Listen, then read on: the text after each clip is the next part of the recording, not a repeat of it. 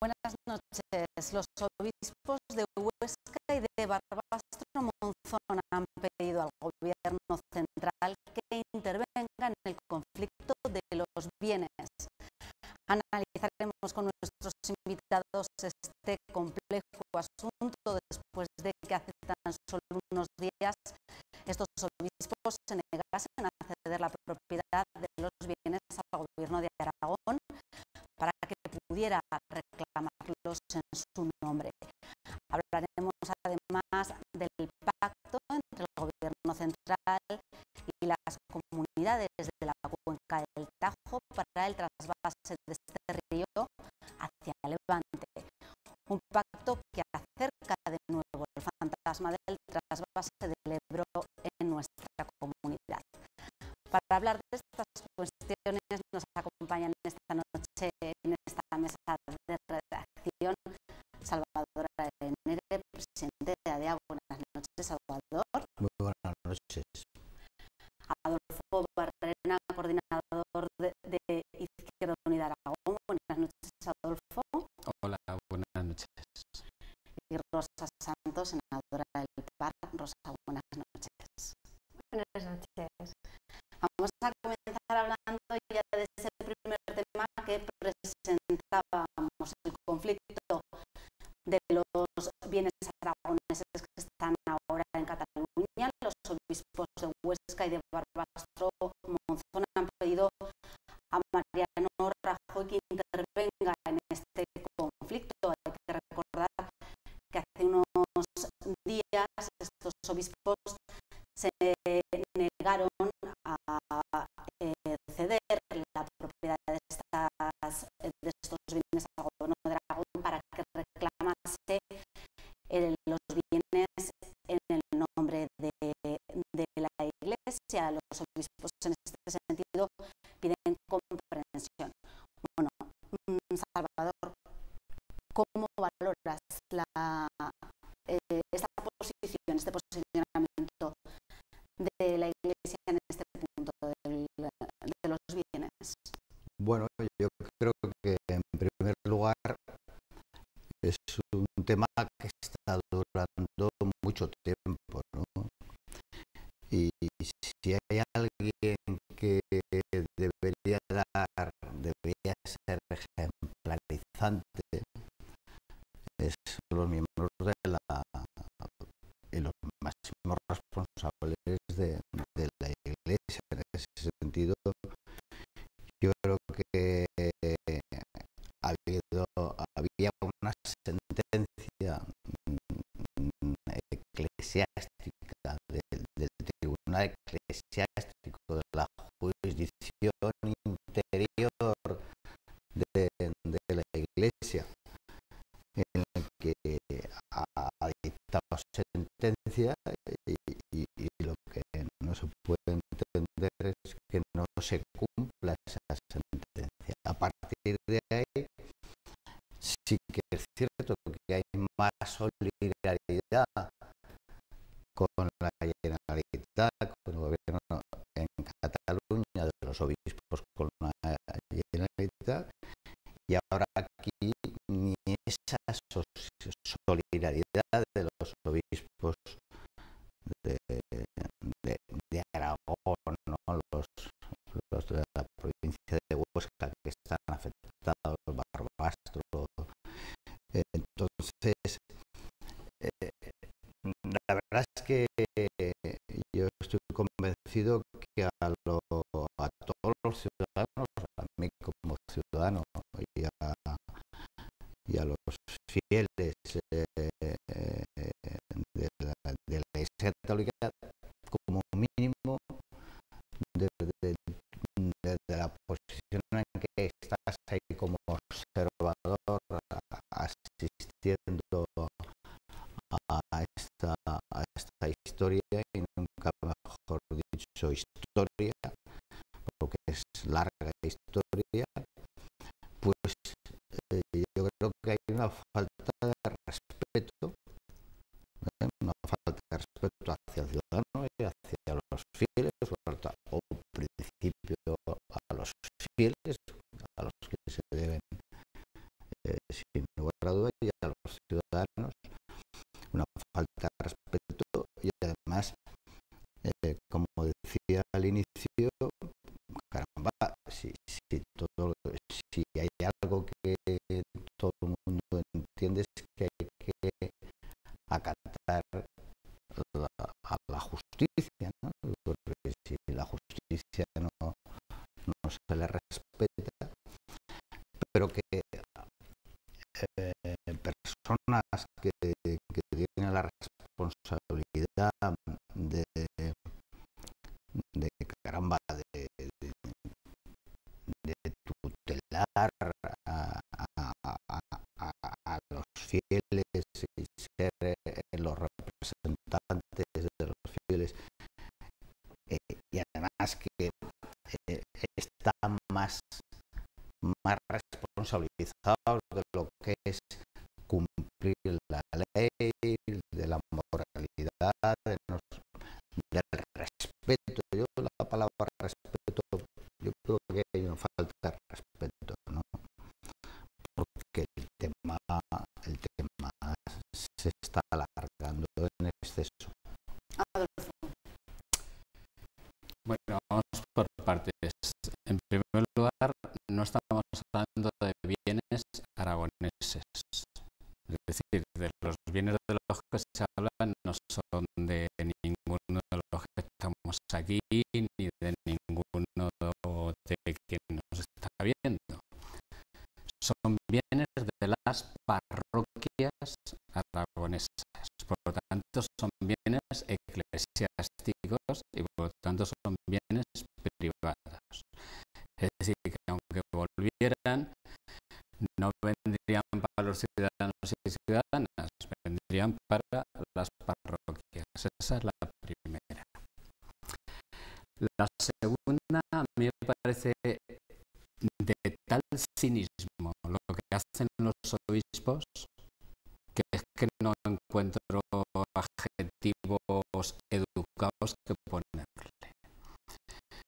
Porque los obispos saben, igual que lo sé yo, igual que lo sabe todo el mundo, que en este país lamentablemente tenemos un acuerdo con el concordato que reconoce al Estado Vaticano para que actúe en nuestro territorio y que le reconoce a sus tribunales.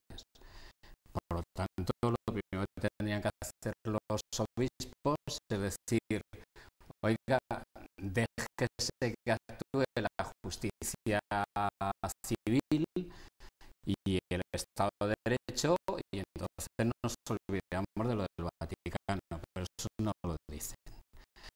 Porque los tribunales del Vaticano, que se supone que es a los que le deben obediencia la jerarquía católica, por lo tanto los obispos, ha dicho claramente que esos bienes se los tienen que devolver a las parroquias aragonesas. Y entonces no les da la gana.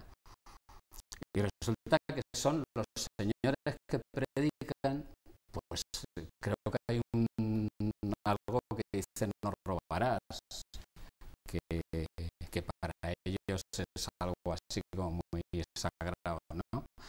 Bueno, pues evidentemente apropiarse indebidamente de lo que no es suyo es robar.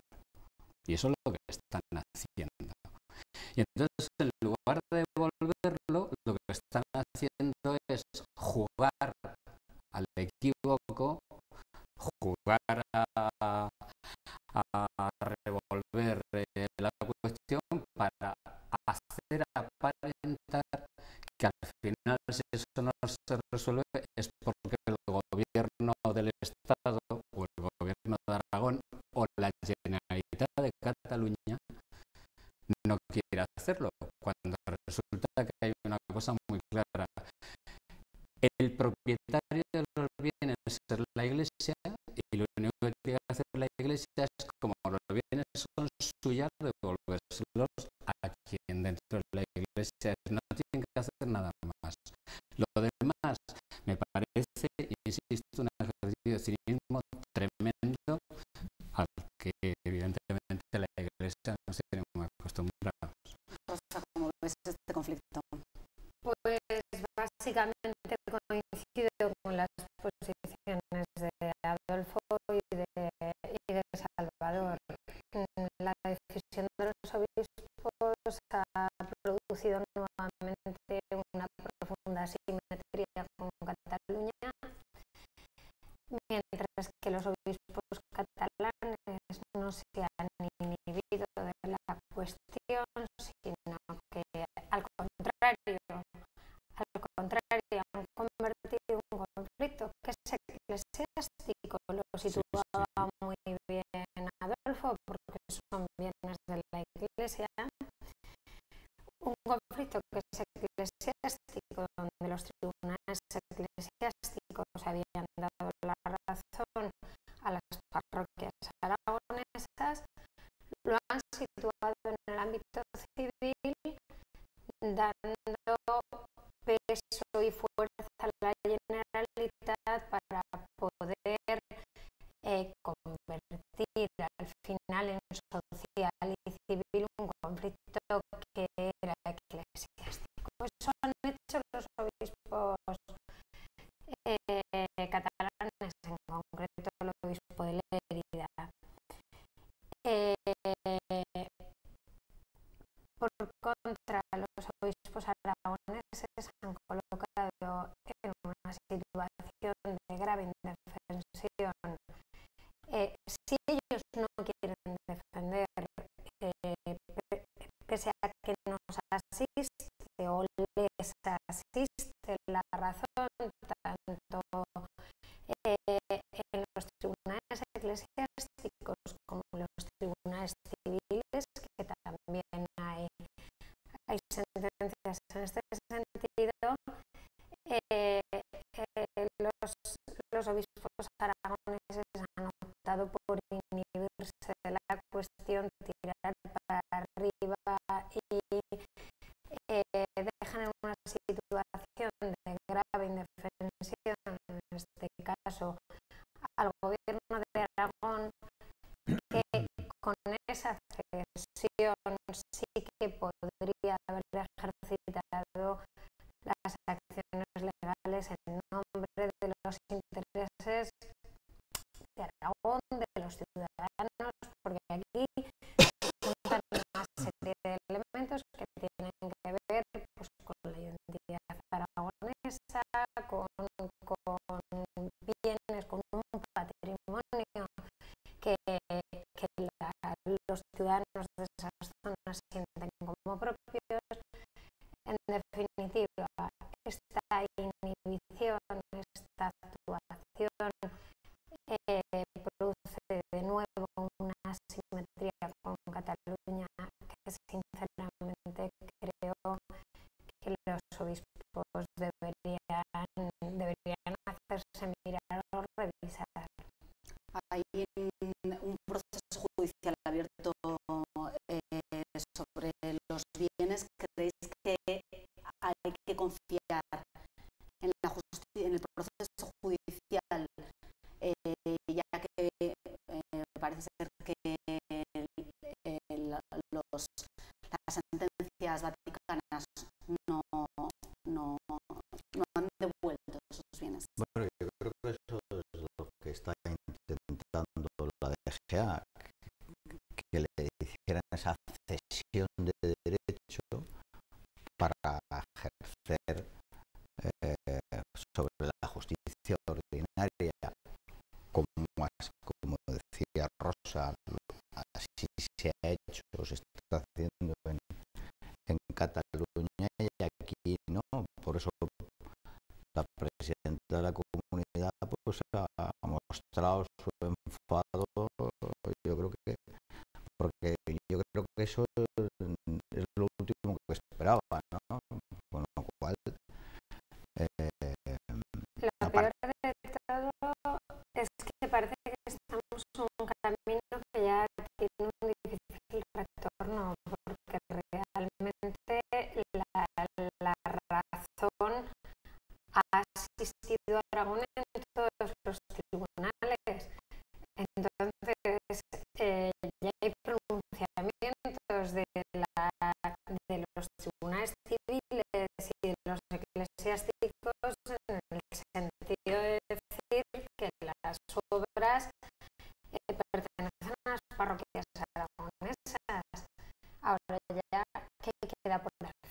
Yo creo que aquí hay...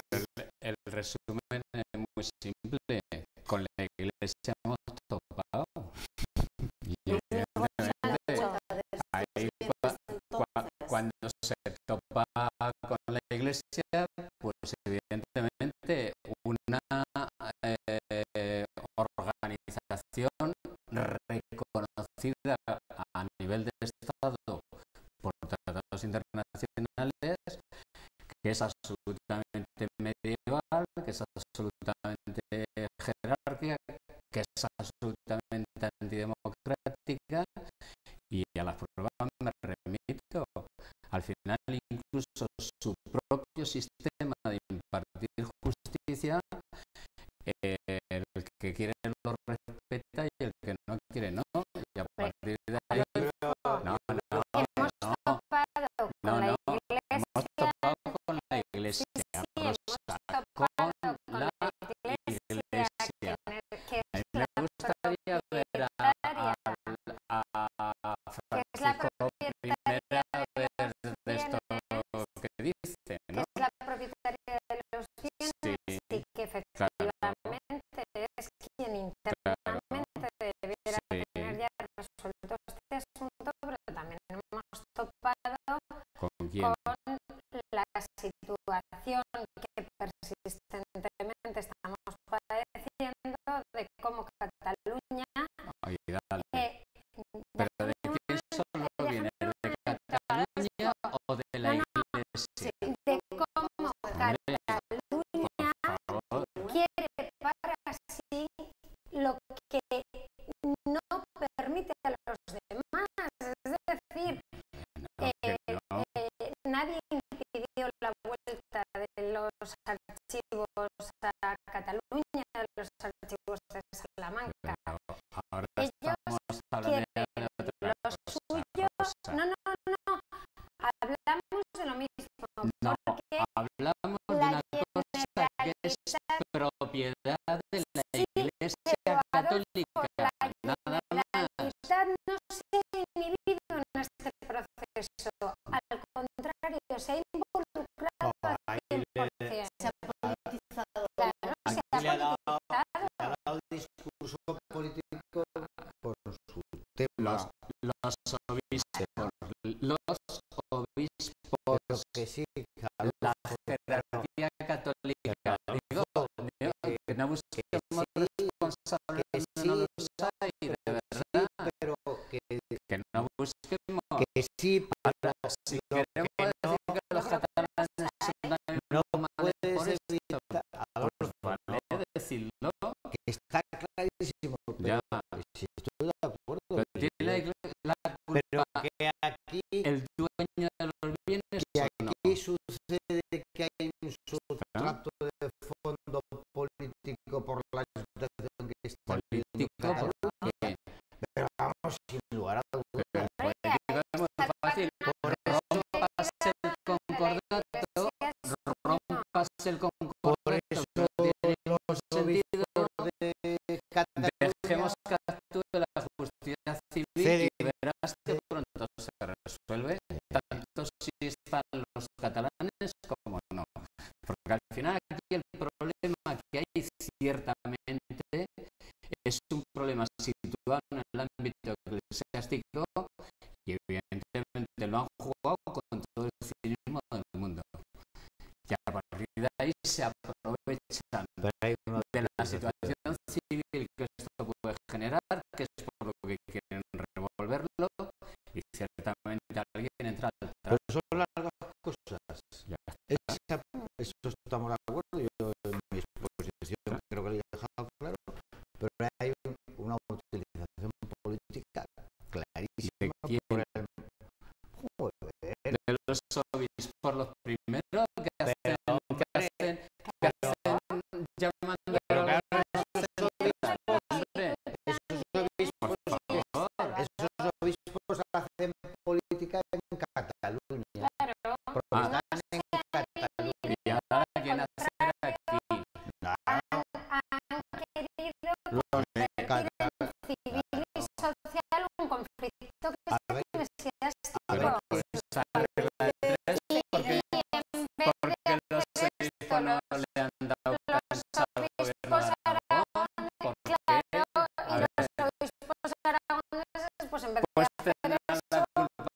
avispas no la tendrán los catalanes, digo yo, serán los obispos. Seguiremos en otro momento que seguramente dará para más debates, hablar de esta cuestión de los bienes. Vamos a hablar ahora de otro conflicto también, de ese pacto al que han llegado esta semana el gobierno de Mariano Rajoy con las comunidades autónomas de la cuenca del Tajo para hacer ese trasvase del Ebro, ese trasvase de este río al Levante. Una situación ya me adelantaba al siguiente que quería decir, es que se acerca este pacto el fantasma del trasvase del Ebro a nuestra comunidad. Bueno, de hecho, Cañete ha dicho que las comunidades excedentarias de agua deberán de ser solidarias con las que tienen déficit en este sentido y que se iba a estudiar. Bueno, ¿qué os parece este pacto? ¿Creéis que realmente Rosa acerca, como he dicho, este fantasma de que lo tenemos siempre ahí latente? Bueno, yo creo que es un fantasma constante en Aragón por la importancia que tiene el agua, que es una importancia que yo creo que ya nadie duda de que su importancia tiene que ver con el desarrollo industrial, económico de esta tierra y por lo tanto para nosotros es un elemento clave en el desarrollo de Aragón. Dicho lo cual, bueno, pues ese fantasma está ahí, ha estado ahí siempre y con todos los gobiernos y nosotros lo que tenemos que estar es vigilantes. Pero no por eso tenemos que dejar de reconocer una serie de realidades que se han producido recientemente. En primer lugar, acaba de cerrarse el plan hidrológico del Ebro, que reconoce los 6.550 hectómetros cúbicos que están en el estatuto, y este es un tema importantísimo porque esto nos conduce prácticamente a que no es una cuenca excedentaria el Ebro. Entonces, este es un tema primero importante, que se blinda esa reserva hídrica del estatuto para los desarrollos presentes y futuros de Aragón. Segundo, hay que reconocer también que como en ningún momento de la historia reciente se están avanzando las obras del Pacto del Agua de manera notable, se han hecho grandes inversiones, el nivel de ejecución, así como en otros ámbitos, pueden ser dudosos. El nivel de ejecución de las obras relacionadas con el Pacto del Agua está siendo alto. Yo creo que nosotros lo que tenemos que hacer es estar ahí, estar vigilantes. Nosotros hemos estado vigilantes en todo momento con el plan hidrológico del Segura. El otro día nosotros presentamos una iniciativa a las Cortes para intentar impugnarlo, porque también figuraba esta amenaza. Y bueno, yo creo que hay que estar vigilantes, pero no por ello dejar de reconocer los avances que se están produciendo.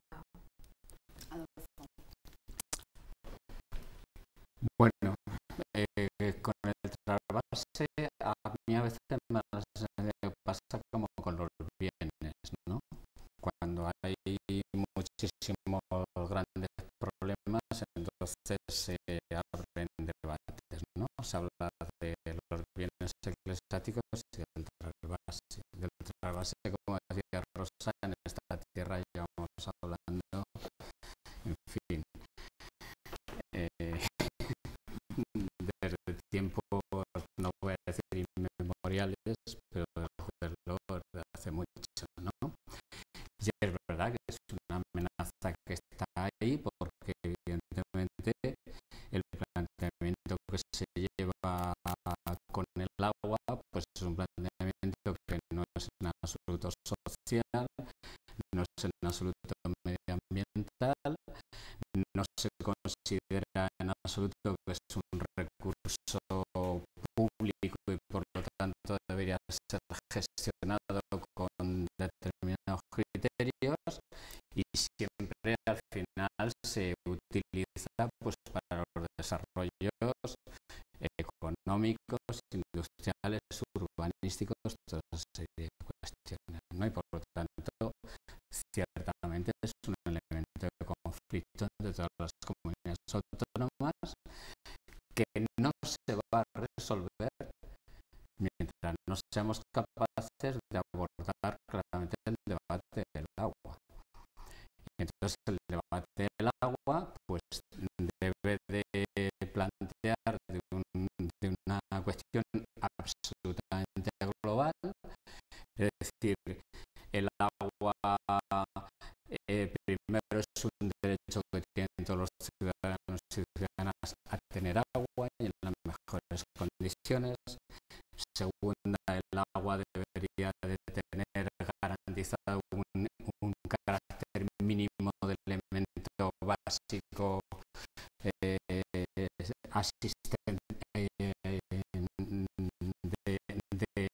derecho de ciudadanía. El agua debe de garantizar la preservación del medio natural, de los ecosistemas y todo lo demás, y evidentemente luego el agua debe ser ya utilizada en las condiciones que haya. Hay otro debate que nunca se resuelve, que es el tema del retorno de los costes, es decir, ese tipo de infraestructuras, quién las paga y lógicamente luego a cargo de quién van. Y hay otro tema clarísimamente sin resolver, que es el tema de la depuración y de cómo se retorna el agua una vez utilizada al sistema.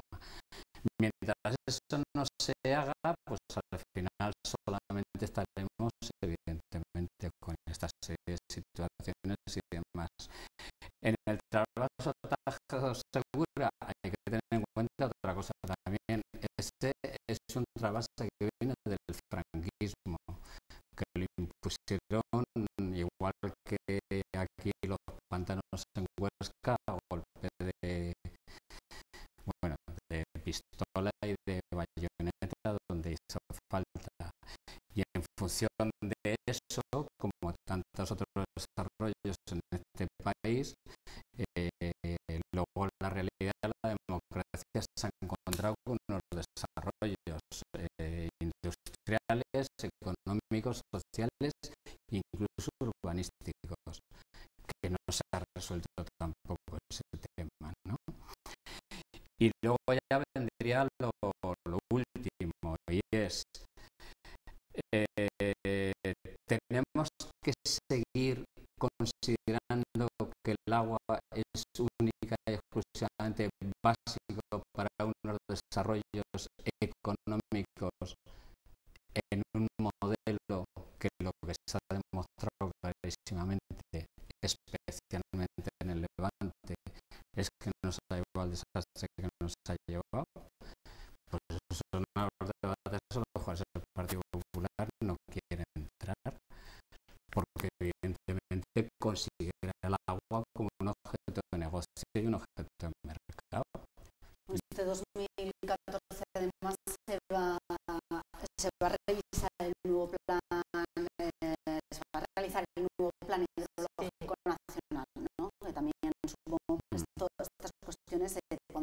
sobre la mesa. Salvador. Hombre, seguro, ¿no? Yo creo que hay muchos temas pendientes,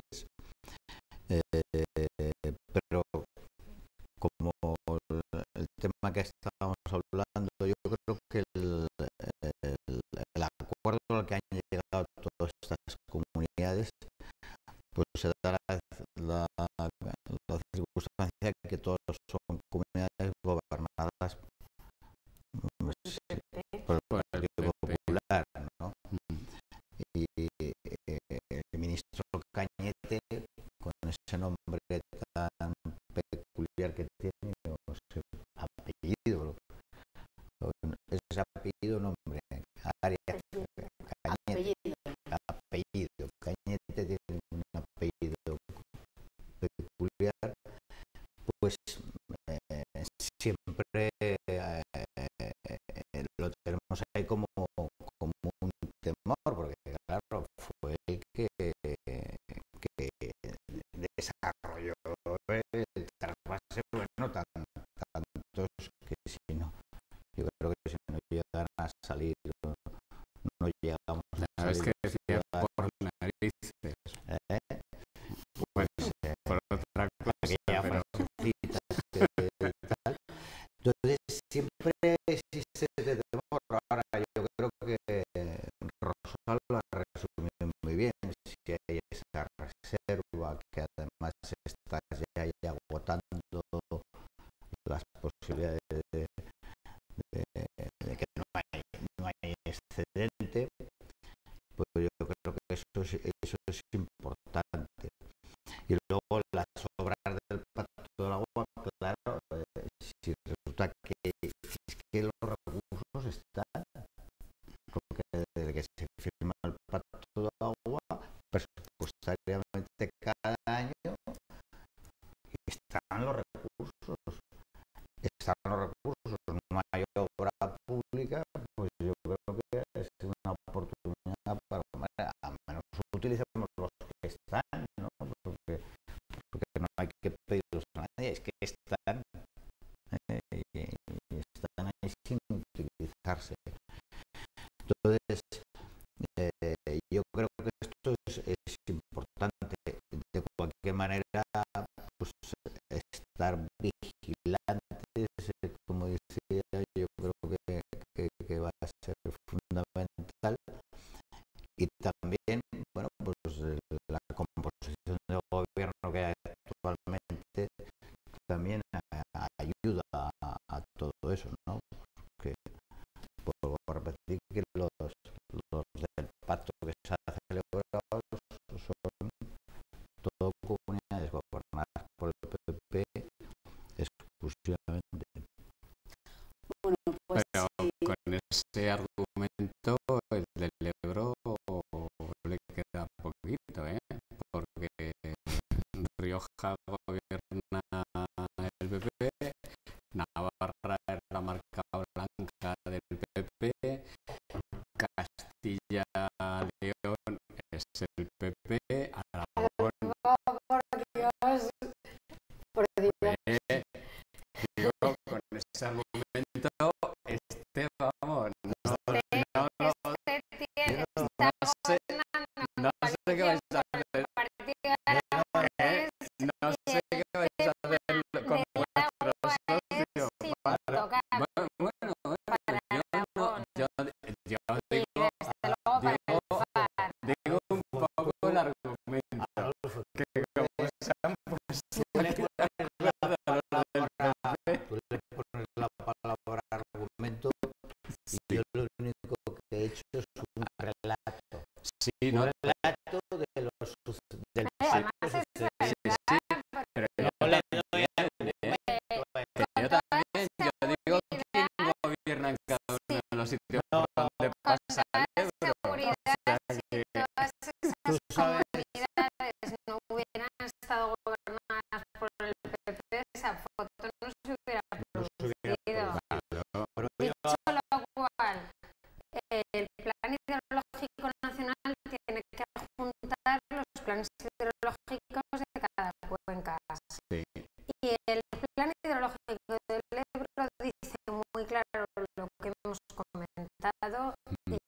para Aragón es una buena noticia. Dicho lo cual, hay que estar vigilantes, sin lugar a dudas.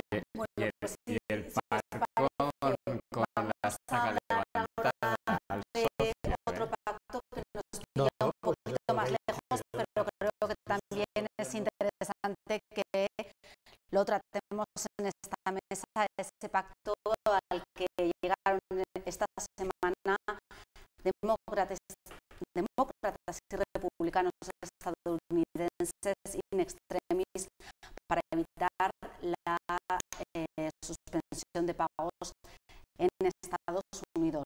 Bueno, ¿qué valoración, Adolfo, qué valoración hacéis de este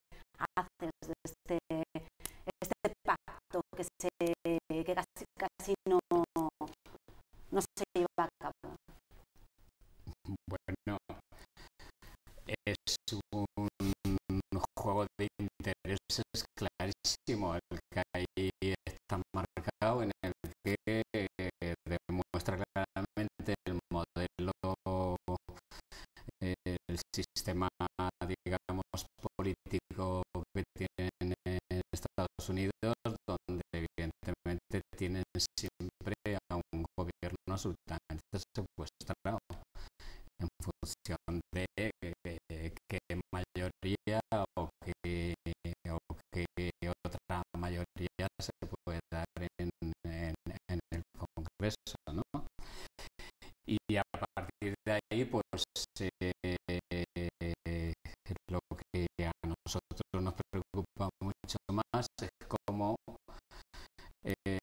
se puede anteponer el interés general de los ciudadanos, de las ciudadanas, ya no hablo de los trabajadores del sector público, ¿no? Pues al final, cuando dicen que cierran, es que dejan sin el 60% de los servicios básicos a toda la gente, ¿no? Y eso, desde luego, a nosotros nos parece que ningún sistema mínimamente democrático debería poder pasar. Pero sin embargo allí pasa, ¿no? Entonces, bueno, pues ahora han llegado a un compromiso para, en fin, para 3 meses, para 3 meses, porque evidentemente luego eso se tiene que ratificar en febrero y todo lo demás, y vamos a ver, ¿no? Les sigue quedando allí campo de trabajo y de negociación, pero para nosotros lo que es verdaderamente preocupante es cómo puede haber un sistema, y más en lo que siempre nos presenta como la democracia más avanzada del mundo, en el que por una decisión política de una mayoría, en este caso que se da en el Congreso norteamericano, pueden dejar al 70% de la población sin ningún tipo de atención y sin ningún tipo de recursos, ¿no? Eso nos parece a nosotros, bueno, absolutamente inaceptable.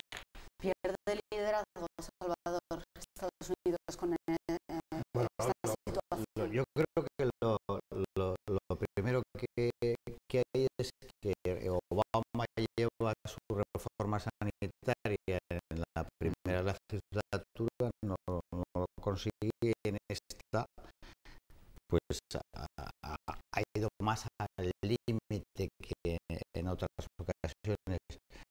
Lo que es cierto que esta bromita,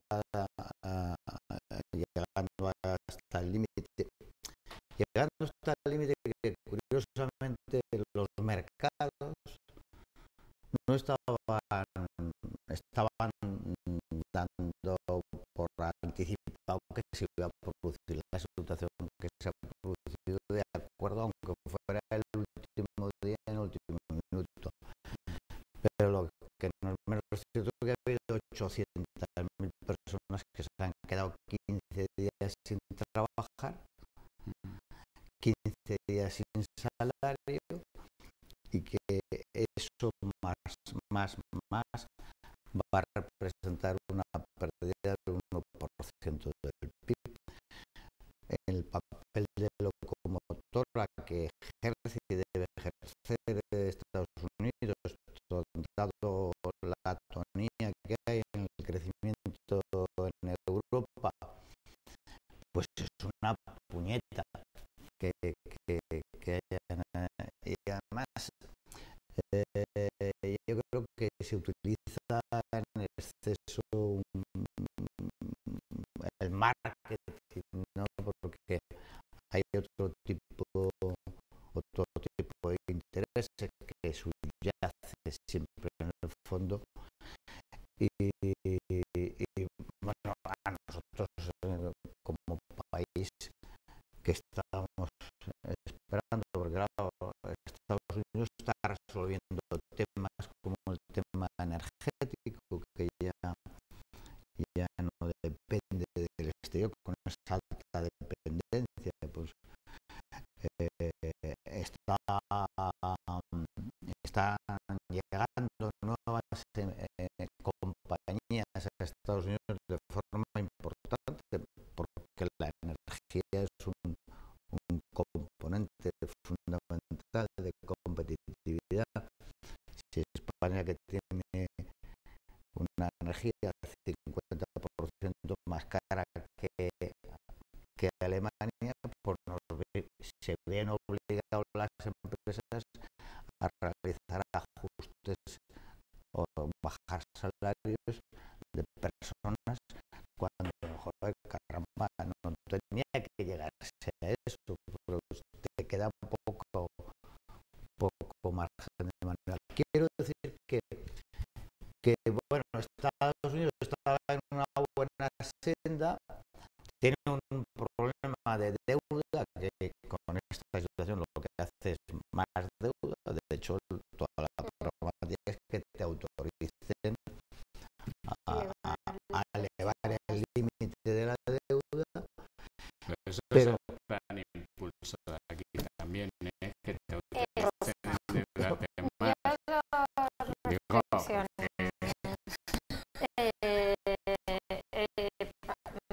que nada, que es lo que nos afecta, ¿no?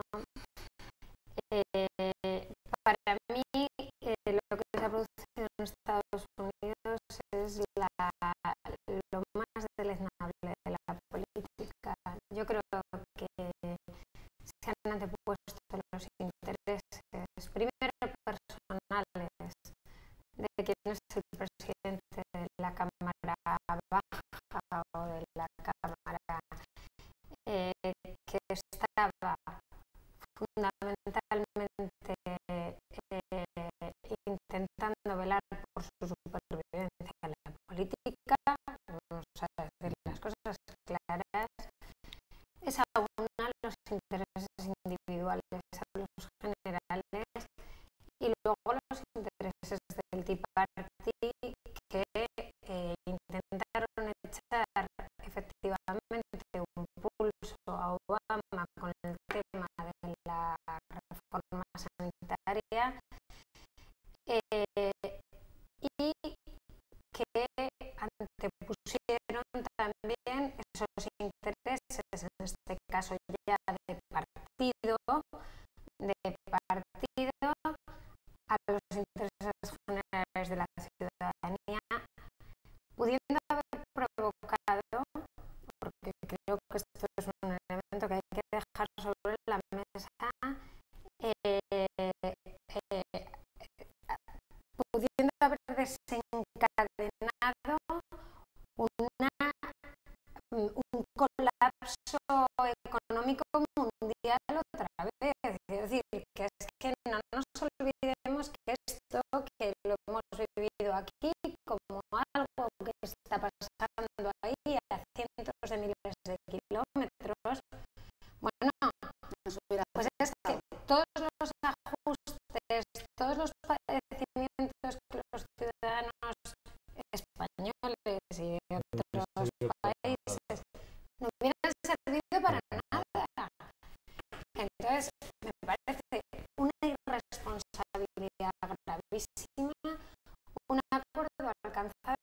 extremis en el último momento, que no es más que una prórroga, es verdad que ahora sí que se han producido unos cambios importantes, los sondeos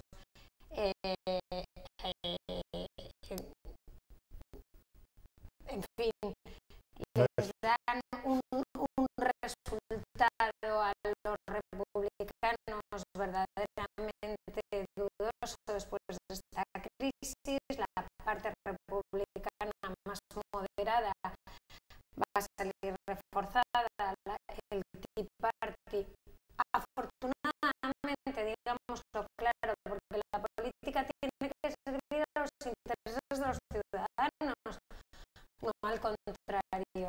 Y aquí se han antepuesto otros intereses. Bueno, estaremos al tanto de cómo se vaya desarrollando esta situación. Se nos ha acabado el tiempo. Muchas gracias a los tres por habernos acompañado. Nosotros nos despedimos. Les dejamos con Aragón en positivo, que presenta Teresa Martín, y después nuestro programa Todo Incluido. Volvemos la semana